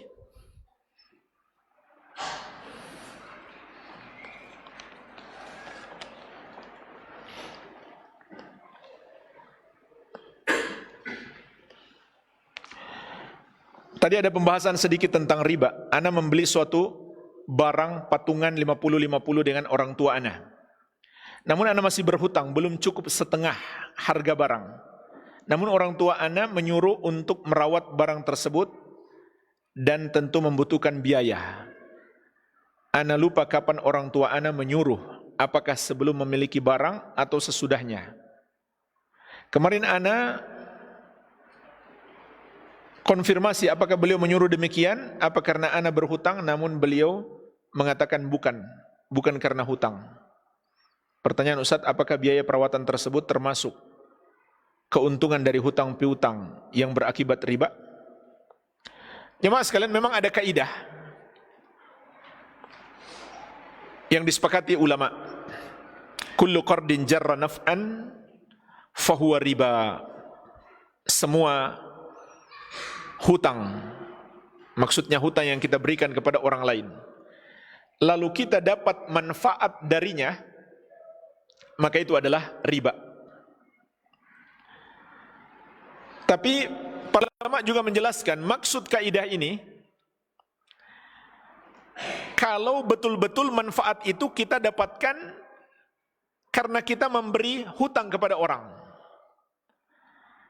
Tapi kalau orang itu sudah biasa saling memberi manfaat dengan kita, apalagi orang tua kita sendiri, maka itu tidak ada masalah. Itu tidak ada masalah. Contoh jamaah sekalian, ada kawan kita pinjam uang, kita berikan pinjaman. Selama ini dia nggak pernah berbuat baik kepada kita. Dia nggak pernah menawarkan mobilnya untuk kita pakai, padahal dia tahu kita butuh. Tapi karena kita pinjamkan uang, barulah dia tawarkan mobilnya. Maka itu jelas.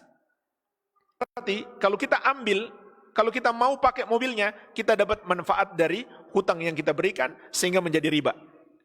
Tapi kalau selama ini sudah biasa, kita butuh mobil pinjam ke dia, dia butuh mobil pinjam ke kita, sehingga dia pinjamkan mobil ke kita bukan karena kita berikan pinjaman, maka tidak masalah. Itu tidak termasuk riba insyaallah taala, terlebih lagi orang tua kita sendiri yang kita harus berbakti kepadanya. Wallahu alam, semoga bermanfaat. Ada satu lagi ya?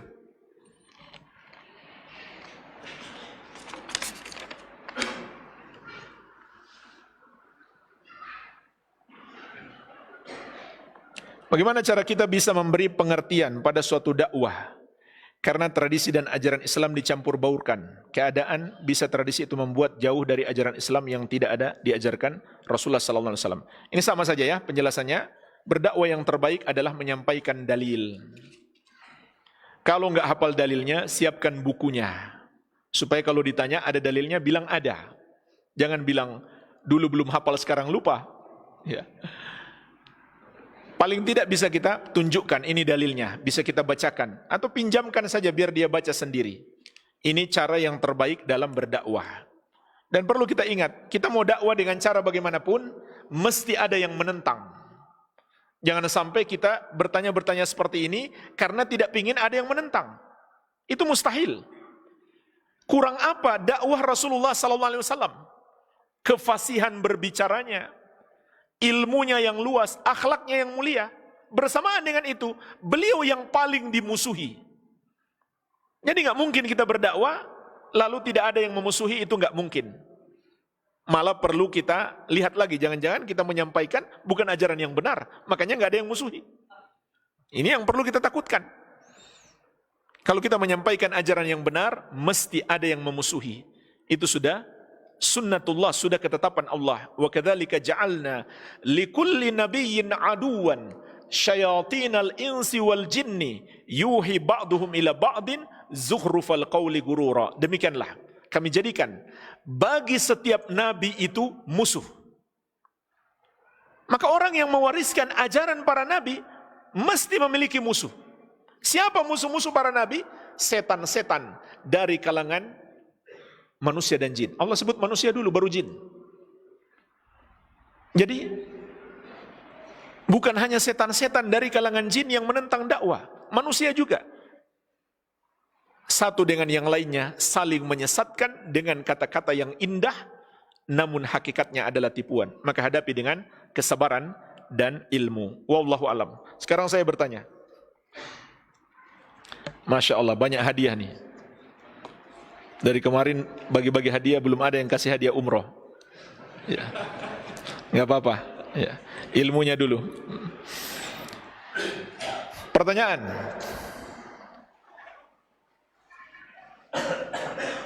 Siapa orang-orang yang Allah berikan nikmat dan apa dalilnya? Surat apa tadi? Surat At-Taubah 100. Surat An-Nisa ayat. Siapa orang-orang yang Allah berikan nikmat itu dan apa dalilnya? Siapa mereka? Nabi? Siapa? Siddiqin. Syuhada yang mati syahid. Dan solihin. Masya Allah, ahsanta. Tafadhal. Pilih aja maksudnya. Antum pilih aja sendiri. Masya Allah. Kemudian juga kita jelaskan tadi tentang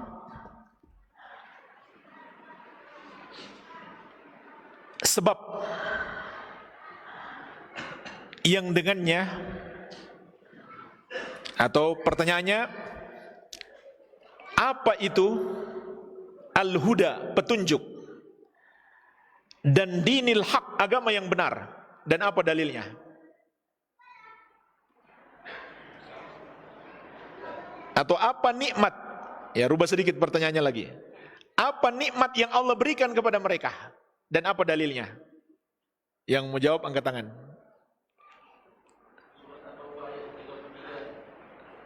Nikmat apa itu, Pak?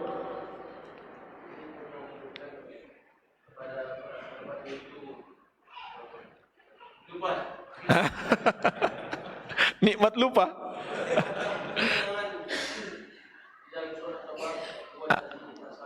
Iya. Al-huda dan dinil haq apa artinya?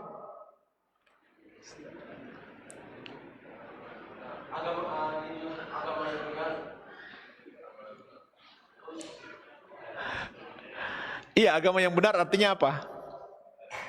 Bukan terjemahan saya tanya. Kasihan ya, beliau udah jawab ya. Kasih aja ya. Silakan Pak. Ya, baik. Al-huda adalah ilmu yang bermanfaat. Dinil haq, agama yang hak adalah amal soleh. Nikmat yang Allah berikan kepada mereka adalah nikmat ilmu dan amal. Nikmat ilmu dan amal. Iya. Masih ada lagi?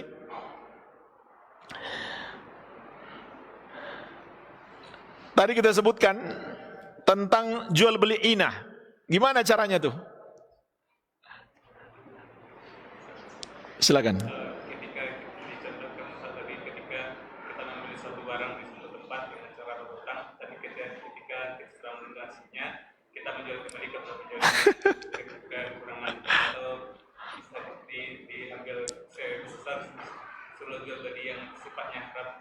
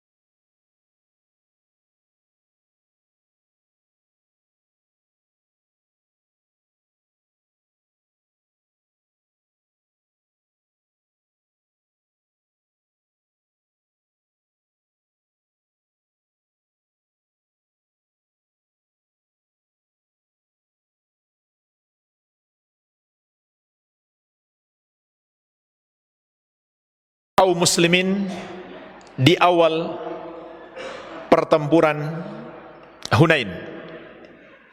Silakan Pak. Karena adanya di hati para kaum muslimin sifat yang ujub. Sifat ujub. Sifat yang membanggakan diri dengan banyaknya pasukan. Masya Allah. Masya Allah. Hasan. Barakallahu fiik. Silakan Pak.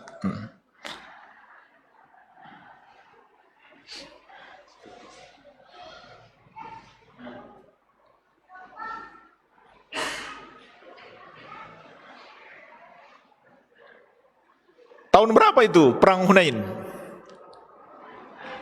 8 Apa nih jeriah? Masya Allah. Ini bukunya paling tebal, pertanyaan paling gampang nih.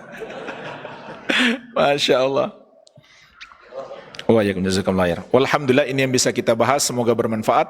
Lebih dan kurangnya saya mohon maaf. Wabillahi taufik. Subhanakallahumma bihamdika asyhadu an la ilaha illa anta astaghfiruka wa atubu ilaik. Wa sallallahu ala nabiyyina Muhammadin wa alihi wasallam.